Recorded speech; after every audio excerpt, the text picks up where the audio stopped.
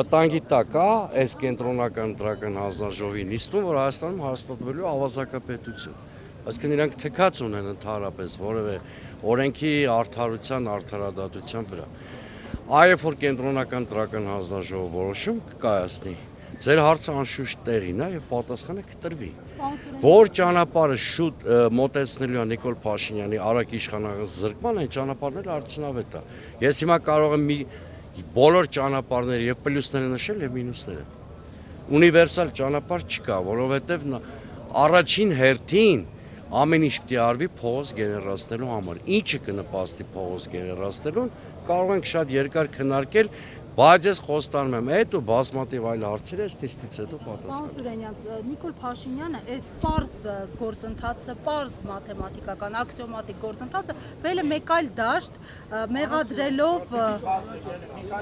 ընդդիմությանը կաշառք տալու մեջ, մեղադրելով ընդդիմությանը օրինակ հարուստ լինելու մեջ, հիմա ասում է հացին կակա են ասելու, այսօր տեսաուղերձ է հղել, բայց բացի այդ, այնտեղ մի ձևակերպում է անում, որ վերջ է տալու Թավիշին, ինչ սպասել։ Ուրեմն ինքը թուրիշի հացի մասին չմտածի, որտեվ իր արած հանցագործություններով ինքը կարծում եմ շատ մոտ ապագայում կակայի ասելու ազատությանը։ Ավելի լավ է ինքը իր դարդը լացի, սա մեկ։ Որովհետև այդքան հանցագործությունը չի կարող անպատիժ մնալ, եւ ի վերջո հիմա ասեմ ինչից եմ կարծում, իր մոտ մի կողմից վախերն են խոսում, մի կողմից ռեպրեսիվ վարքագիծ է, երկուսի իրար հետ միախառնված է, հաստատ համոզված են, որ չլներ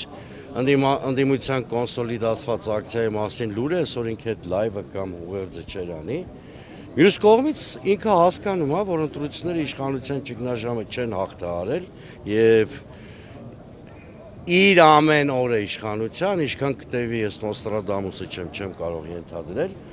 ուղեկցվելու է ռեպրեսիաներով, անկայուն վիճակով, տուրբուլենտությամբ, առաջի դեպքն է երևի համաշխարհային պատմության մեջ, որ որևէ ղեկավար վերընտրվելուց կամ ընտրվելուց հետո ոչ թե հանրային համերաշխության մասին է խոսում, այլ մարդ նստածներ։ Բայց մյուս կողմից առաջ եմ ուղղում սեփական օրակարգերը, տեղեկացանք, որ քարտուղար Արմեն Գրիգորյանը այսօր Դիլիջանում հանդիպել է Հիկմետ Հաջիևի հետ, խոսել խաղաղության այսպես կոչված պրոցեսի մասին, սրա հետ կապված ինչ դիտարկումներ ունեք։ Դա շատ բնական է, որ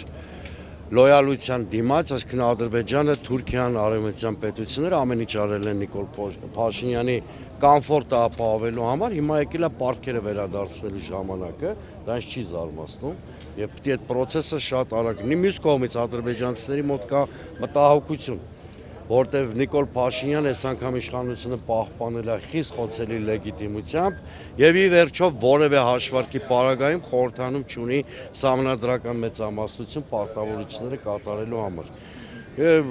Երևի ըստ երևույթին վերջացնեմ ես մի նախադասը, ըստ երևույթին ադրբեջանցիները նաև իրենց մտահոգությունները պարատելու խնդիր ունեն։ Պարոն Սուրենյան, հիմա դուք հենց ինչ եք ակնկալում եւ ունեք սցենարներ մշակած, թե X պատասխանի դեպքում, X որոշման դեպքում ինչ քայլեր եք ձեռնարկելու, Y-ի դեպքում ինչ քայլեր։ Այո, սցենարներ տարբեր կան։ Ես որպես քաղաքացի կհեծ ակնկալում եմ ընդհանրապես օրինականության եւ արդարության վերականգնում ամբողջ ծավալով։ Գիտեք, որ քաղաքական տարբեր ուժեր տարբեր պահանջներով են դիմել, մեկը մեկին չեն հակասում։ Տարբերակա եւ ուժեղ Հայաստանի հայցի բավարարումը եւ մեր հայցի բավարարումը, որտեղ այս նիստով չի վերջանալու։ Հետո դատական վիճարկումների փուլ է մտնելու։ Ակնհայտորեն դիմել է, որ վիճարկն ամբողջ ընտրել։ Ես դրան էլ սկզբունքորեն դեմ չեմ։ Իսկ դուք ինչ եք պահանջում։ Մեր պահանջը երեկվա դատական նիստից է բխում,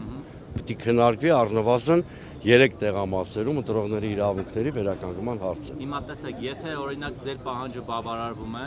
եւ վերաքվյարկություն է հայտարարում, դուք ինչ եք։ Այդ շատ արդարության շատ մասնակի բավարարում է դա, արդարության շատ մասնակի բավարարում է, որովհետև դրանով հարց չի լուծվում։ Ըստ էության շարունակելու ենք պայքարը օրինականության վերականգնման համար ամբողջական ծավալով։ Այսինքն, եթե Բարգավաճ Հայաստանը անցնի այդ 4% շեմը հաղթարի, դա ձեզ համար բավարար է, պարոն Սուրենյան։ Ոչ, դա մեր համար բավարար չի, որովհետև դա Ընդամենը 3 տեղամասերում մեր ընտրողների իրավունքների վերականգնման հարց է լուծում, բայց ակնհայտորեն ընտրական գործընթաց ուղեկցվել է մեծածավալ համակարգային խախտումներով եւ միայն այս պահանջի բավարարումը մեր այս պահանջի բավարարումը նվազագույն մինիմումն է, ոչ թե արդարության ամբողջական վերականգնումը, բայց մենք ասել ենք եւ հետամուտ ենք լինելու, որ մեր ցանկացած ընտրողի ձայնի պաշտպանության հետևից գնալու ենք։